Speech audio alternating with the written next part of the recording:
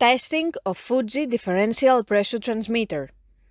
The transmitter has been set to a calibration range of input signal according to the request of the customer. For testing, we add a 24-volt DC power supply, a multimeter in order to measure the milliamp output, and a pressure gauge in order to see the input signal. By manipulating the input signal, the unit reacts accordingly, and at the lowest set point, the output is 4 milliamp, and at the highest set point, the output is 20 milliamp.